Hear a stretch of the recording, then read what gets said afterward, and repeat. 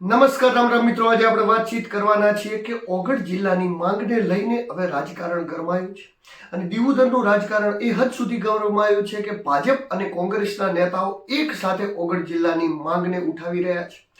આવનારા સમયની અંદર ઓગળને જિલ્લો જાહેર નહીં કરવામાં આવે તો શું કરી રહી છે ઓગળ સમિતિ, એના માટે તૈયારી, આવનારા દિવસોમાં આંદોલનને તેજ કરવા માટે શું કરવામાં આવશે અને શિવાભાઈ ભુરિયાએ એવું તો શું નિવેદન કર્યું કે જેથી કેશાજી ચૌહાણે સરકારની સામે બાયો ચડાવી। આ બધા જ વિશે આપણે ડિટેલમાં ચર્ચા કરીશું, પરંતુ એ પહેલા મારી વિડીયોમાં નવા આવ્યા તો મારી ચેનલને લાઈક, સબસ્ક્રાઇબ અને ફોલો કરી દો, જેથી હું આપણા માટે આવા અદ્ભુત વિડીયો બનાવતો રહું। તો મિત્રો, વાતચીત કરવી છે વિગતરે। જ્યારથી બનાસકાંઠાનું વિભાજન કરવામાં આવ્યું છે, એટલે કે થરાદ અને બનાસકાંઠા એમ બે જિલ્લા પડવામાં આવ્યા છે, ત્યારથી સતત દીવદરના લોકો એ ઓગળ જિલ્લાની માંગ સાથે આંદોલન કરી રહ્યા છે, ધરણા પ્રદર્શન કરી રહ્યા છે અને વિરોધ કરી રહ્યા છે। આ વિરોધ સતત ચાલુ હતો અને અત્યારે પણ ચાલુ રહ્યો છે, પરંતુ એમાં અવારનવાર ઉતાર ચઢાવ આવતા ગયા, નવા વળાંક આવતા રહ્યા અને અત્યારે દીવદરના આંદોલનમાં એક નવો વળાંક આવ્યો છે કે કેશાજી ચૌહાણ એ ખુલ્લીને સરકારની સામે આવી ગયા અને ખુલ્લીને સરકારની સામે આવીને એવી ચીમકી પણ ઉચ્ચારી દીધી કે જો આ પ્રયત્ન માટે, એટલે કે જિલ્લાની માગણી માટે હું જો કોઈ કસર છોડું તો મારી માનું ધાવણ લાજે। અને આ જે વાતચીત કરવામાં આવી છે એના પહેલાનો શું ઘટનાક્રમ હતો એના વિશે પણ આપણે પરિચિત કરાવી દઉં। જ્યારે ઓગળ જિલ્લાની માંગ લઈને ઓગળ સમિતિ જે નીકળી હતી એનામાં ઘણા બધા નેતાઓ જોડાતા ગયા, જેમાં ભાજપના નેતાઓ પણ જોડાયા, કોંગ્રેસના નેતાઓ જોડાયા, કારણ કે લોક મુદ્દો હતો। લોક મુદ્દો એ દીવદરના લોકોને સ્પર્શતો મુદ્દો હતો।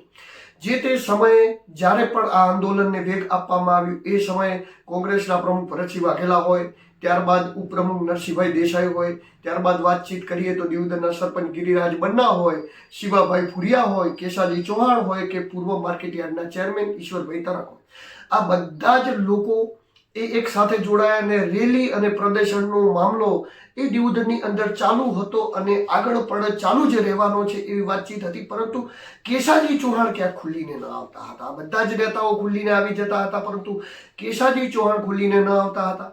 જ્યારે એમને પૂછવામાં આવતું હતું ત્યારે એઓ કહેતા હતા કે હા, ઓગળ જિલ્લાની માંગ એ વર્ષોથી રહેલી છે અને ઓગળ જિલ્લાની માંગ વર્ષોથી રહેલી છે અને મેં પણ કરેલી છે, તો હું પણ એવું ઈચ્છું છું કે ઓગળ જિલ્લો બને।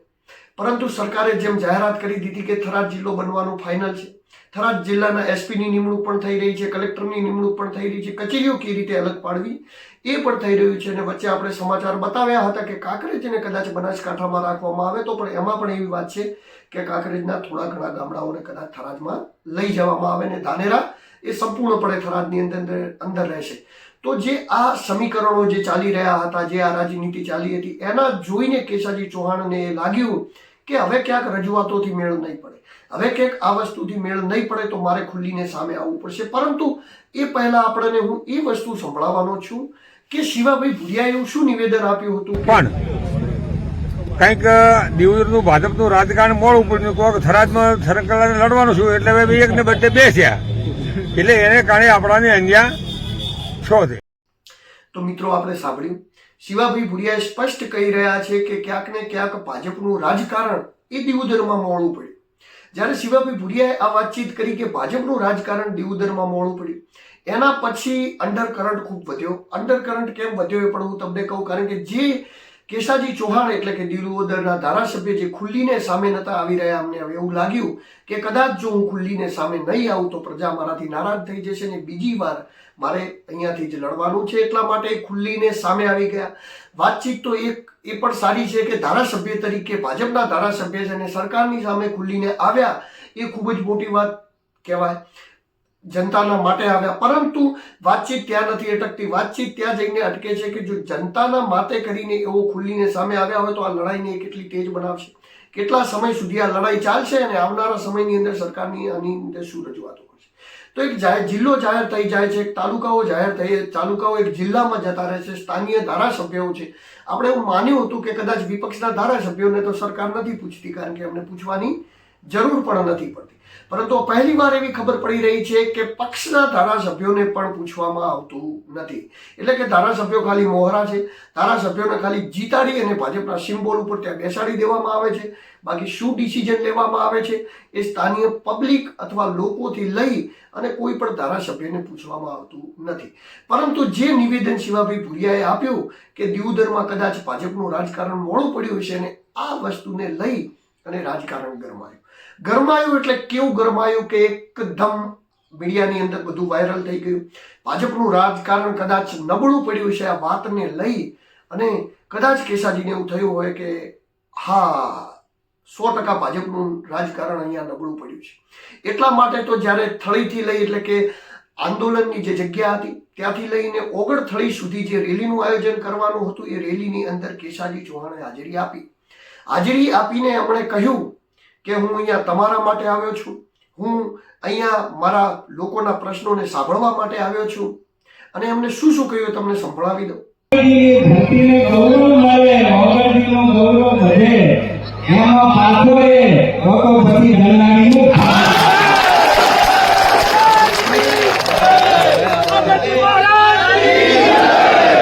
એના માટે જે કંઈ કરવું પડે એ આ સરકારમાં બેસીને કરવા માટે હું પૂરો પ્રયત્ન કરીશ. આપણે વિનંતી એટલી છે કે તમારી જે પણ વાત છે, જાગૃત વાત કરી, હાલની પોઝિટિવ વાત, એ પોઝિટિવ વાત જે હોય એ દરેક ગામમાંથી દરેકને જે કંઈ વાત હોય રંગલા સુધીને વાત તેના પર આપો. આપતા મંગળવારે શ્રી બોલો ગણજી દર્શન કરવા અને ઓગણજીને પ્રાર્થના કરવા માટે આવ્યો છું. આપણે શું પ્રાર્થના કરીએ કે ઓગણજી એ આ ભક્તિની વાત ને શેષ સુધી પહોંચાડે.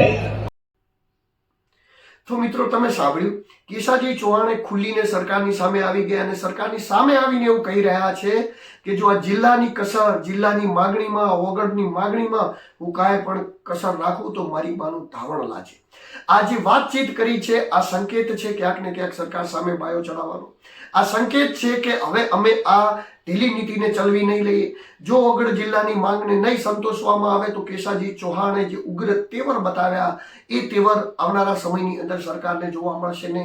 હવે આ આંદોલન કેટલે પહોંચ્યું છે, શું થઈ રહ્યું છે એના વિશે પણ હું આપને થોડીક જાણકારી આપવાનો છું. તો મિત્રો આ આંદોલન એ અત્યારે ઓગળથળીની જે રેલી પતી એના પછી અત્યારે ગામે ગામથી કમિટીઓ બનાવાઈ રહી છે.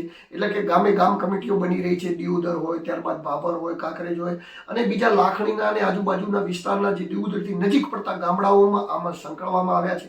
એની ગામે ગામ 10-10 વ્યક્તિઓની કમિટી બની રહી છે અને 10-10 વ્યક્તિની જે ગામે ગામ કમિટી બનશે એના ઉપર 11 જણની બીજી કમિટી હશે અને કમિટી હેન્ડલ કરશે. એ લોકોની હવે એક જ માગણી છે કે થરાદ જિલ્લો બનાવે, એનાથી અમને કાંઈ પણ વાંધો નથી, પરંતુ દિયોદર એટલે કે ઓગળને પણ જિલ્લો બનાવવામાં આવે, નહીં તો અમે ઉગ્ર આંદોલન કરીશું ને ઉગ્ર આંદોલન કરીશું. અમે લડી લેવાના મૂડમાં છીએ અને આવનારા સમયમાં લડી લઈશું. તો પહેલી વાર દિયોદરની ધરતી ઉપર એવું જોવા મળી રહ્યું છે કે ભાજપ અને કોંગ્રેસના નેતાઓ બધા એક સાથે ઓગળની માંગ માટે લડી રહ્યા છે. જેમ કે કેસાજી ચૌહાણ ખુલ્લીને આવ્યા નતા, એકદમ ખુલ્લીને આવી ગયા અને અત્યારે હરેક જગ્યાએ એમની ચર્ચા છે. એ જ રીતે વાતચીત કરીએ તો ઈશ્વરભાઈ તરફ જે પહેલા એપીએમસી ના ભૂતપૂર્વ ચેરમેન રહી ચૂક્યા છે એ પણ ખુલ્લીને આ માંગને લઈને સામે આવી ચૂક્યા છે. ત્યારબાદ વાતચીત કરીએ તો ભરતસિંહ વાઘેલા જેઓ કોંગ્રેસના જિલ્લા પ્રમુખ છે બનાસકાંઠાના, એ પણ ખુલ્લીને સામે આવ્યા છે.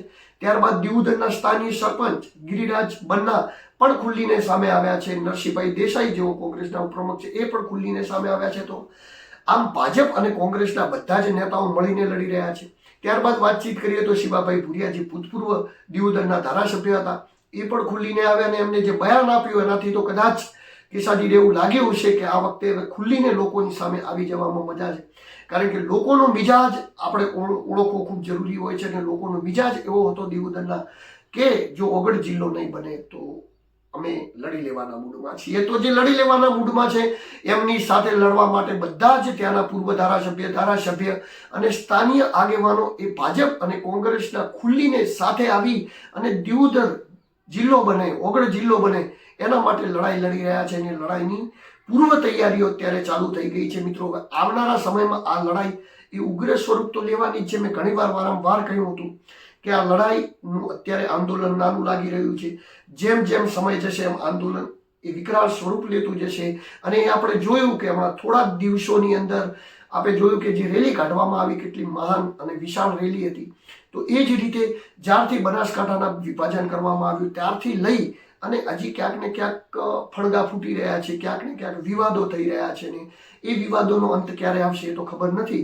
પરંતુ દિયોદરના લોકો એટલે કે ઓગળ જિલ્લાની માંગણી સાથે નીકળેલા લોકો એ લડી લેવાના મૂડમાં છે, એ આંદોલન કરવાના મૂડમાં છે, અને આવનારા સમયમાં એમનું આંદોલન કેટલું તેજ બનશે, શું બનશે, એની બધી જ વાતચીત આપણે કરીશું. પરંતુ અત્યારે બસ આટલું. નમસ્કાર, રામ રામ. હું દિલુ ચૌધરીને જો મિત્રો આપને મારા વિડીયો પસંદ આવતા હોય તો મારી ચેનલને લાઈક કરજો, સબસ્ક્રાઇબ કરજો અને ફોલો કરજો અને મને સપોર્ટ કરજો, જેથી હું આપના માટે આવા અદ્ભુત વિડીયો બનાવતો રહું.